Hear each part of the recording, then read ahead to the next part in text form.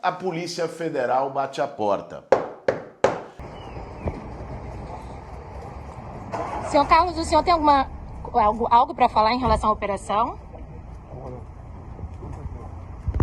Era segunda-feira, 5 horas da manhã. Um vereador, um deputado federal, um senador e o pai deles resolvem sair para pescar. Coincidentemente, logo depois, a Polícia Federal bate a porta.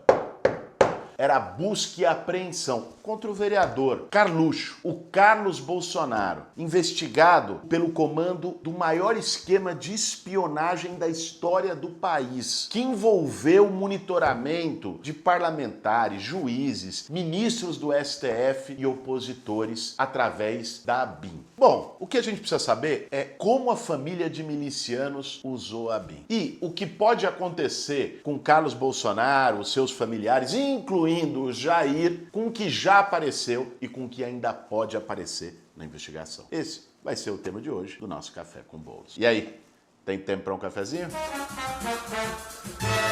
Para fazer um bom café, meu bem. A ABIN, a Agência Brasileira de Inteligência, tem como sua missão oficial fornecer ao presidente da República informações sigilosas, estratégicas, que sejam úteis, importantes para que ele possa tomar as decisões de governo. Esse é o papel da ABIN. Por isso ela tem que atuar na discrição. No governo Bolsonaro e de lá para cá, nunca se falou tanto da ABIN. Ela veio à luz. Primeiro porque ele decidiu indicar um delegado da Polícia Federal, que era assim com a turma dele, com a família, que é o Alexandre Ramagem, que já tinha sido proibido pelo Supremo Tribunal Federal de assumir a diretoria-geral da PF. Aí o Bolsonaro botou ele na ABIN. Depois, porque começou a surgir suspeitas e até declarações de gente próxima ao governo Bolsonaro sobre uma ABIN paralela. O que seria essa ABIN paralela? O próprio Bolsonaro disse isso naquele vídeo da reunião ministerial fatídica que mostrava o nível daquele governo, quando ele disse: não, eu não me informo pelo oficial, eu tenho meu próprio serviço de informação. Depois, no Roda Viva, o Bebiano, Gustavo Bebiano, que tinha sido ministro da Secretaria de Governo do Bolsonaro, chegou a dizer que o Carlos Bolsonaro, o Carluxo, propôs para ele a construção de uma ABIN paralela. O que seria isso? Seriam investigadores, gente da ABIN, que não estava ali para seguir os processos oficiais, os ritos republicanos de acordo com a lei, mas para perseguir, para buscar informações sigilosas, por exemplo, sobre o processo da rachadinha do Flávio Bolsonaro, aquela vergonha que envolvia Queiroz e tudo mais, sobre gente ligada ao assassinato da Marielle Franco. Inclusive, uma das pessoas que a ABIN paralela ali pegou informações era a promotora do caso da Marielle Franco. Por que será que o Bolsonaro ia querer essa informação, né? Fica aí no ar essa questão que já está há muito tempo e esperamos que seja esclarecida definitivamente o mais rápido. E o que é pior, o Carlos Bolsonaro, que seria ali o mentor dessa ABIN paralela e que sofreu a operação na última segunda-feira, ele teria monitorado mais de 30 mil pessoas, entre parlamentares, juízes, opositores políticos e sabe lá mais quem. Nós não temos ainda essa lista completa. A partir de um programa espião de Israel e que esses dados das 30 mil pessoas monitoradas estariam armazenados hoje em Israel. Essa é a história, a grosso modo, da ABIN paralela. Não por acaso, a operação da última segunda-feira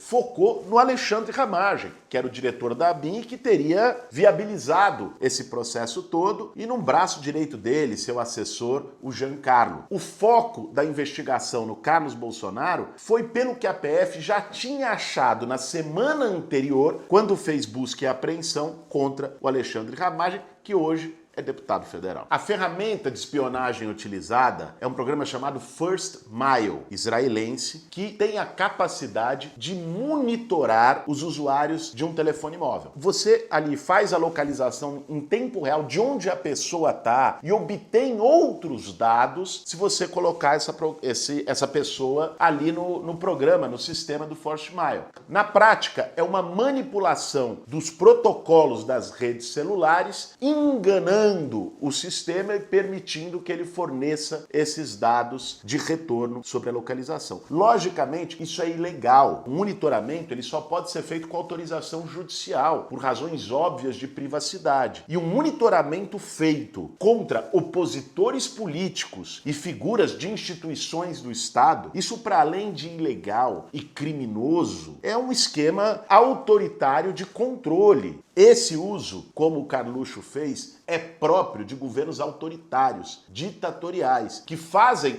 este uso de ferramentas da polícia, de tecnologias da polícia, para monitorar, grampear e perseguir opositores políticos. Então, gente, a gente tem que combater com muita firmeza a reação do bolsonarismo tentando se vitimizar. Dizer, não, agora o Bolsonaro é vítima de perseguição política, o Carluxo, eles estavam lá pescando em Angra dos Reis. Pelo amor dos meus filhinhos, como dizia o saudoso Silvio Luiz. Não tem a menor condição. Cara, os caras fizeram o maior esquema de espionagem política da história do país. Eles usaram a Agência Brasileira de Inteligência para criar um processo paralelo para o interesse da família do presidente da República. Monitoraram opositores políticos. Assim, nos Estados Unidos, no escândalo de Watergate, caiu um presidente por causa disso. Você imagina um governo norte-americano, a CIA, o FBI, fazendo esse monitoramento e se tornar público, comandado pelo filho do presidente da República. Então não é uma questão banal, e muito menos teoria da conspiração. O próprio Bebiano, que era ministro do Bolsonaro, disse em cadeia nacional que foi procurado pelo Carlos Bolsonaro propondo a BIM paralela. O próprio Bolsonaro, vamos repetir aqui na gravação. Ô produção, bota na tela a gravação para não dizerem que só eu que estou falando. News de madrugada, para lá, para cá,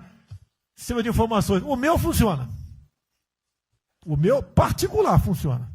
Pois é, isso é quase uma confissão. As questões que eu quero deixar para vocês hoje nesse Café com Bolos, e delas vão depender talvez até o futuro jurídico do Carluxo, do Bolsonaro, e tem implicações diretas sobre a democracia brasileira, são as seguintes. Primeiro, quem é que foi monitorado? Nós precisamos da lista desses nomes. Quem foram essas 30 mil pessoas monitoradas ilegalmente? Porque aí ali é pão, pão, queijo, queijo. Vai mostrar quem foi, vai ficar claro quais eram os interesses que estavam por trás desse monitoramento. Segundo, esses dados da BIM paralela foram utilizados de algum modo para planejar, ou mesmo na execução dos atos golpistas do 8 de janeiro? Como esse serviço de inteligência atuou também diretamente na campanha do Bolsonaro, nas campanhas de fake news e do gabinete do ódio? E a terceira, que essa ficou muito esquisita, ficou no ar. Será que o Bolsonaro foi pescar mesmo com os filhos às 5 horas da manhã? Ou ele tinha informações privilegiadas,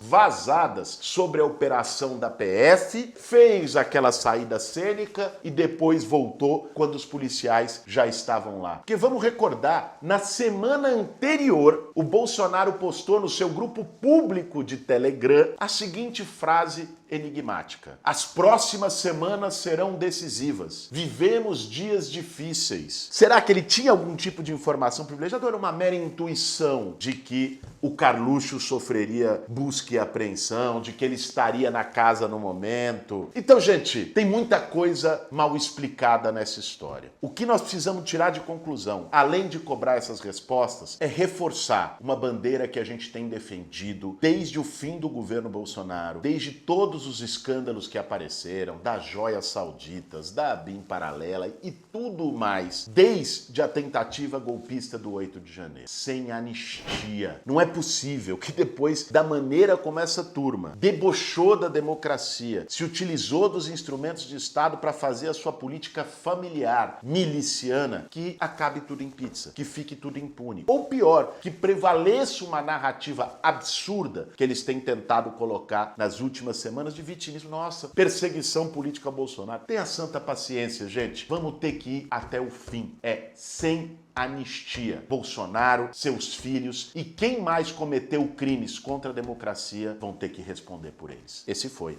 mais um Café com Bolos. Para fazer um bom café, meu bem.